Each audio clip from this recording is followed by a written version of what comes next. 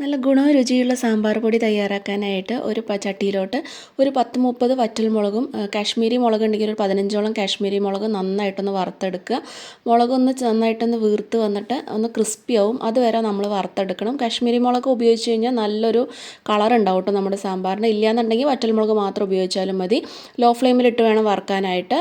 ഒന്ന് മുളകൊക്കെ നന്നായിട്ടൊന്ന് ആയിക്കഴിഞ്ഞ് കഴിഞ്ഞാൽ അത് നമുക്ക് ചൂടാറാനായിട്ട് ഒരു പ്ലേറ്റിലോട്ട് നമുക്ക് മാറ്റി വയ്ക്കാം. നെക്സ്റ്റ് നമ്മൾ ഇടുന്നത് മല്ലിയാണ്. മുഴുവനായിട്ടുള്ള മല്ലി തന്നെ എടുക്കണം. ഒരു 3.5 ടേബിൾ സ്പൂണോളം നന്നായിട്ട് കഴുകിയിട്ട് ഉണക്കിയിട്ടുള്ള മല്ലിയാണ് കേട്ടോ. ഒരു 3.5 ടേബിൾ സ്പൂൺ മല്ലിയും കൂടി ഇട്ട് കൊടുത്തിട്ട് മല്ലി നന്നായിട്ടൊന്ന് കളറ് ചേഞ്ച് ആയിട്ട് നല്ലൊരു മണം വരും. ആ ഒരു രീതി ആവുന്നവരെ നമ്മളിതൊന്ന് നന്നായിട്ടൊന്ന് വറുത്തെടുക്കണം. അതൊന്ന് ആയിക്കഴിഞ്ഞ് ചൂടാറാനായിട്ട് മാറ്റി വയ്ക്കുക. പിന്നെ നമ്മളിതിലേക്ക് ഇടുന്നത് കടലപ്പരിപ്പാണ്. ഒരു 5.25 ടേബിൾ സ്പൂണോളം കടലപ്പരിപ്പാണ് കേട്ടോ. നമ്മൾ പരിപ്പ് വടക്കൊക്കെ എടുക്കുന്ന കടലപ്പരിപ്പാണ് നമ്മളിതിലേക്ക് എടുക്കുന്നത്. കടലപ്പരിപ്പ് ആവാനായിട്ട് കുറച്ച് സമയം എടുക്കും. ലോ ഫ്ലെയിമിൽ വെച്ചിട്ട് അത് നന്നായിട്ടൊന്ന് വറുത്തിട്ട് മാറ്റി വയ്ക്കുക. പിന്നെ ഇതിലേക്ക് നമ്മൾ എടുക്കുന്നത് തുവരപ്പരിപ്പാണ്. 2 ടേബിൾ സ്പൂൺ തുവരപ്പരിപ്പാണ് സാമ്പാറിന് ഉപയോഗിക്കുന്ന തുവരപ്പരിപ്പ്. അതും കൂടി നന്നായിട്ടൊന്ന് കളറ് ചേഞ്ച് ആവുന്നവരെ നമ്മൾ വറുത്തിട്ട് അത് നമ്മൾ മാറ്റി വയ്ക്കുക. ഇനി നമ്മളിതിലേക്ക് എടുക്കുന്നത് ഉഴുന്നുപരിപ്പാണ്. ഉഴുന്നുപരിപ്പ് 3 ടേബിൾ സ്പൂണാണ് കേട്ടോ എടുക്കുന്നത്. എല്ലാം ടേബിൾ സ്പൂൺ അളവിലാണ്.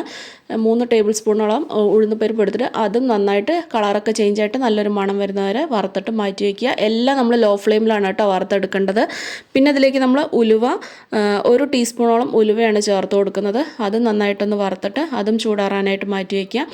അതിനുശേഷം നമ്മളിതിലേക്ക് ചേർത്ത് കൊടുക്കുന്നത് ഒരു കൈപ്പിടി അളവിൽ കരിവേപ്പില ചേർത്ത് കൊടുക്കണം. കരിവേപ്പിലയും വെള്ളമയമൊക്കെ നന്നായിട്ട് വിട്ടിട്ട് അത് നന്നായിട്ടൊന്ന് ക്രിസ്പി, നമ്മൾ പൊടിച്ച് നോക്കുമ്പോൾ ഇങ്ങനെ പൊടിഞ്ഞു പോകണം, കൈ കൊണ്ടാക്കുമ്പോൾ ഇങ്ങനെ പൊടിഞ്ഞു പോകണം. ആ ഒരു രീതി ആവുന്നവരെ വറുത്തിട്ട് അത് നമ്മളിതിൽ മാറ്റി വയ്ക്കുക.